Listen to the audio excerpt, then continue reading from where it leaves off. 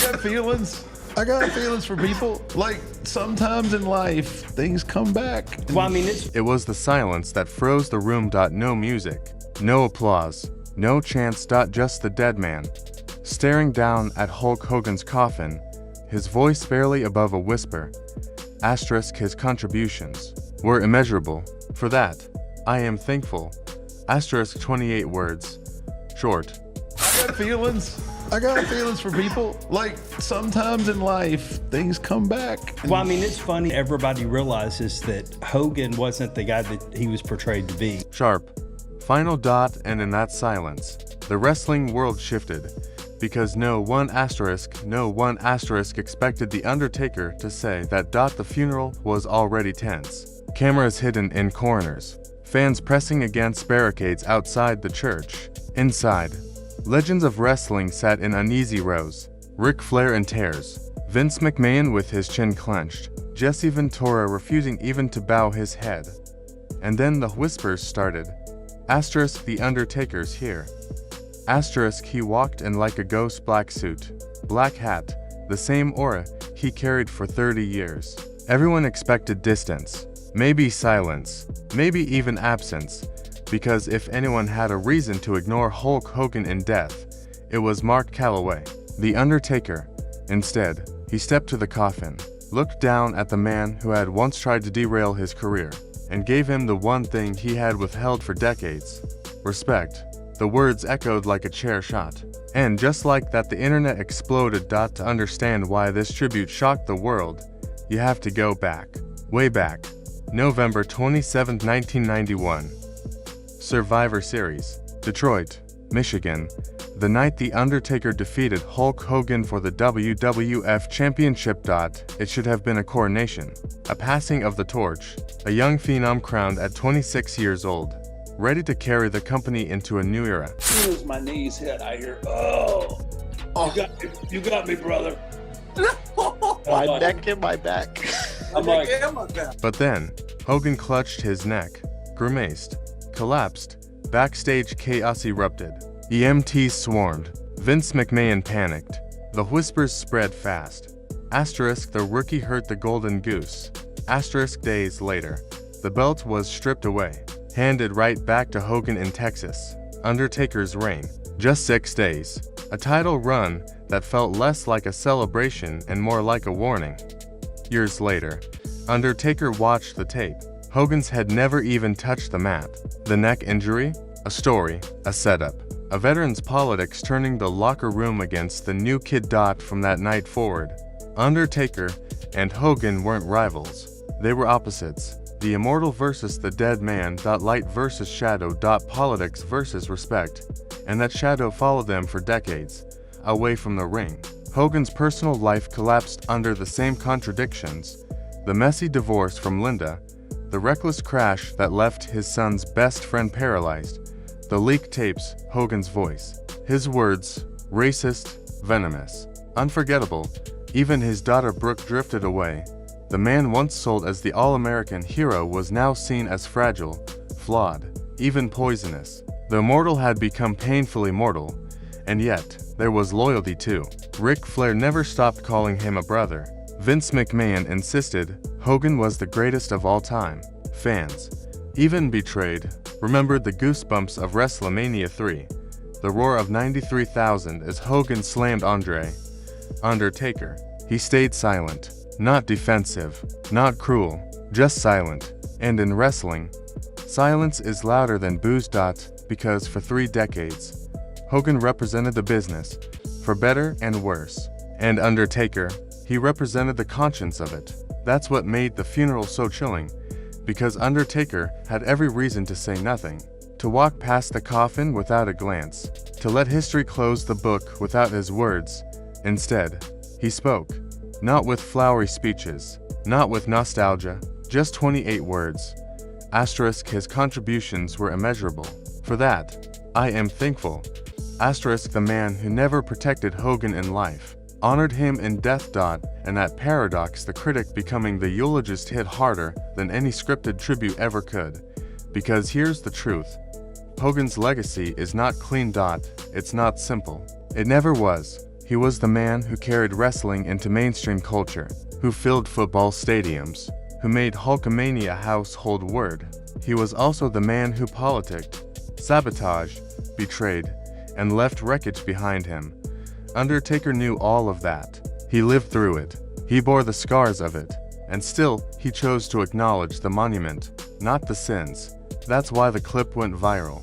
That's why fans replayed it 1,000 times.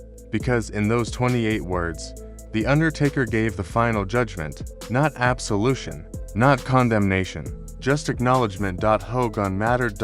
And maybe that's the hardest truth of all. Because in wrestling, legends rarely survive untarnished. Flair, Benoit, McMahon, Hogan, all heroes, all flawed, all human. But Undertaker, he walked away intact, dignified, respected. So when the dead man chose to speak, silence followed. And silence in wrestling means more than any cheer. The immortal is gone.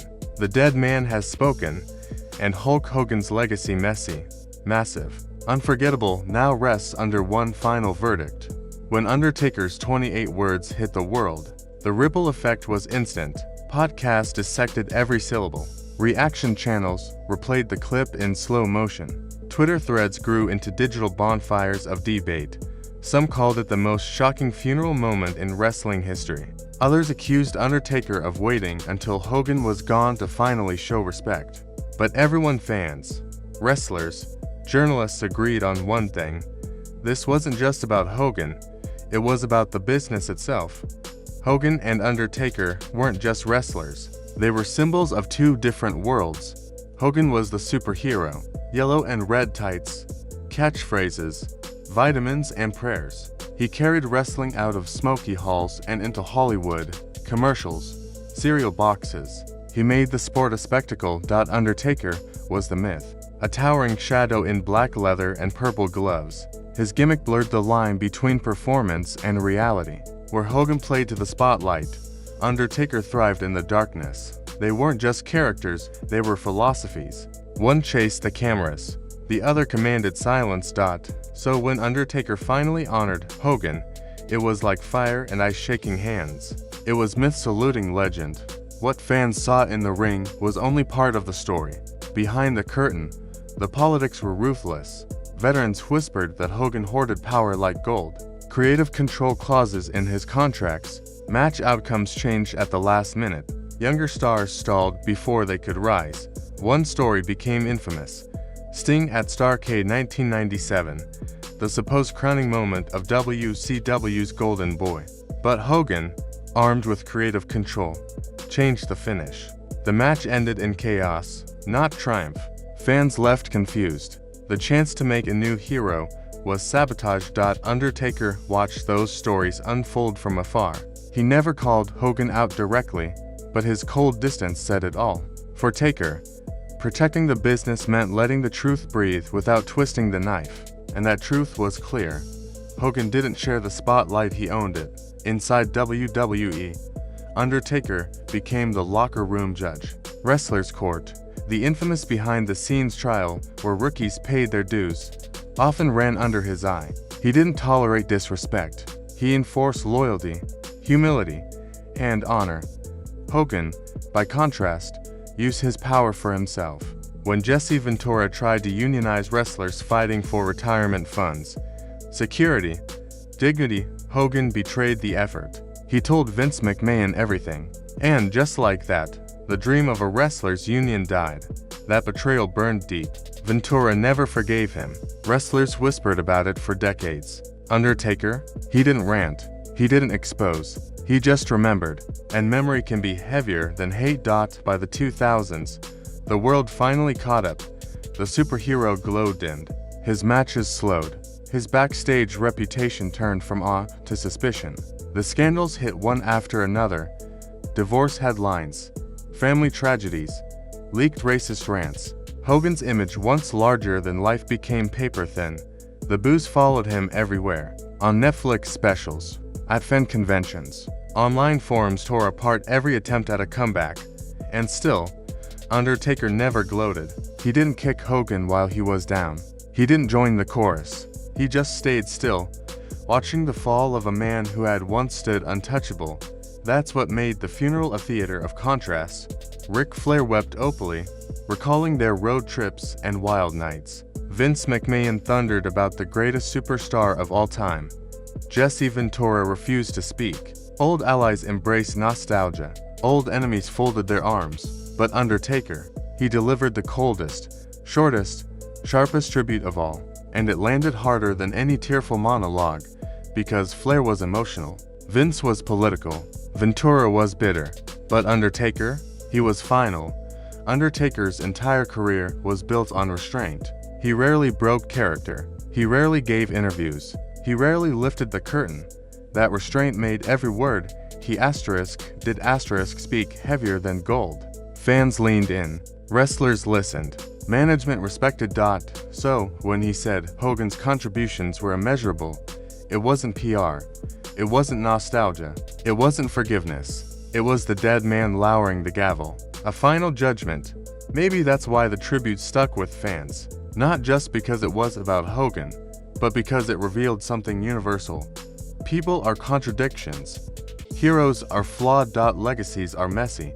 You can despise a man and still admit his impact. You can reject the choices but honor the scale. You can separate myth from man and still feel the weight of both. That's what Undertaker gave Hogan. Not absolution, not excuses, just acknowledgement. Think of the poetry of it all. For decades, Hogan sold himself as the mortal. He ripped shirts, flexed biceps, told kids Hulkamania would never die. And yet, when the immortal finally fell, it was the dead man wrestling's personification of death who closed the book. The immortal's end came not with booze, not with scandal, but with silence.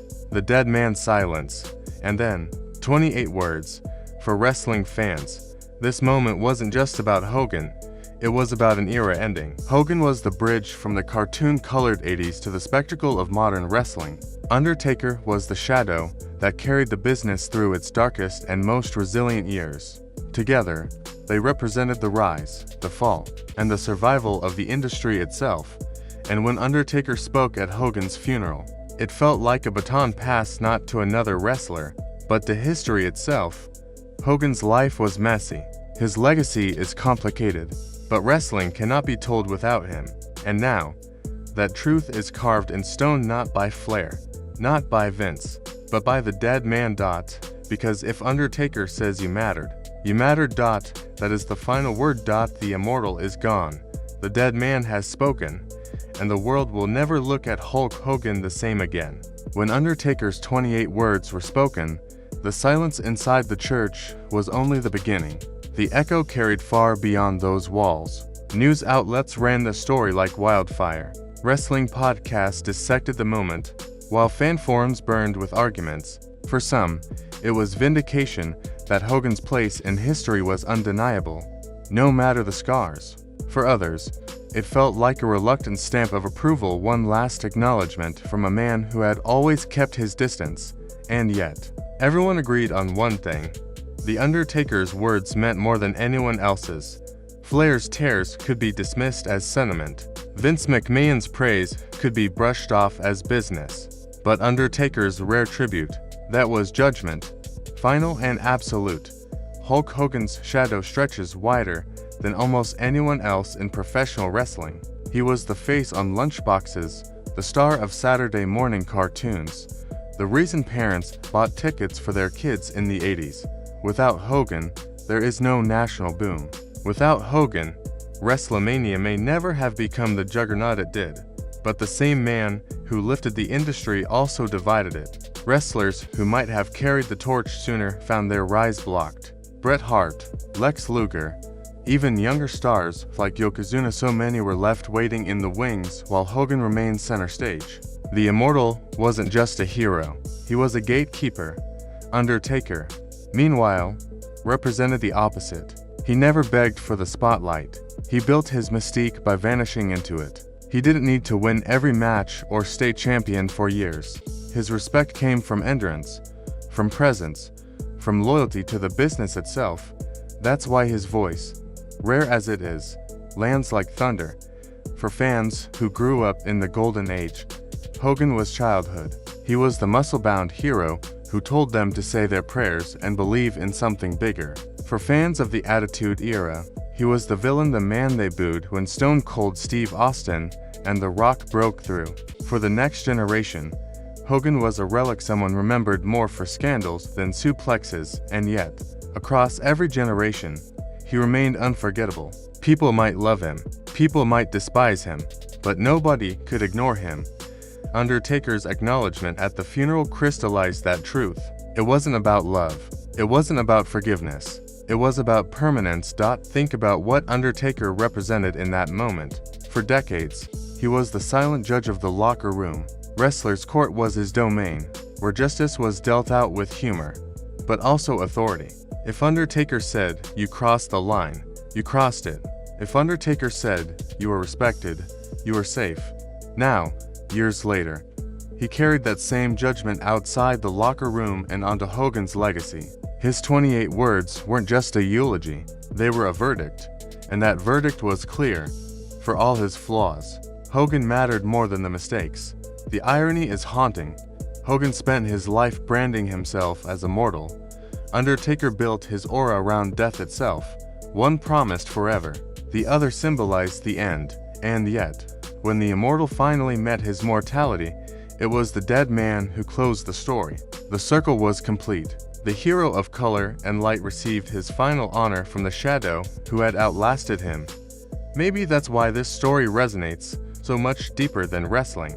Because it isn't just about Hogan or Undertaker. It's about how we remember people. No one story is perfect. Heroes fall. Icons stumble. The people we look up to can disappoint us, but their impact, the way they change our lives, cannot be erased. Undertaker's words remind us that legacy is not about perfection. It's about influence. It's about what you leave behind, good or bad, when you're gone. And so, as the camera fades on this chapter of wrestling history, we're left with one undeniable truth. Hulk Hogan's career was a contradiction. He was both the hero and the villain, the savior and the saboteur. But contradictions don't erase legacies, they define them. The Undertaker, the man who saw everything, chose not to bury Hogan's memory, but to seal it with respect. Short, final, eternal. Because when the dead man speaks, it isn't noise, it's judgment. So now I turn it over to you. Do you believe Undertaker was sincere in his words? Or was it simply the final courtesy one legend extends to another? Does Hogan deserve to be remembered as the greatest, or do his controversies outweigh his contributions? Drop your thoughts in the comments below, because this isn't just wrestling history. It's a debate about legacy itself. And as always, if you enjoyed this deep dive into one of wrestling's most shocking funeral moments, hit that like button, subscribe for more untold stories of the ring, and share this video with someone who grew up living through Hulkamania. The immortal has fallen, the dead man has spoken, and the story of Hulk Hogan will echo forever.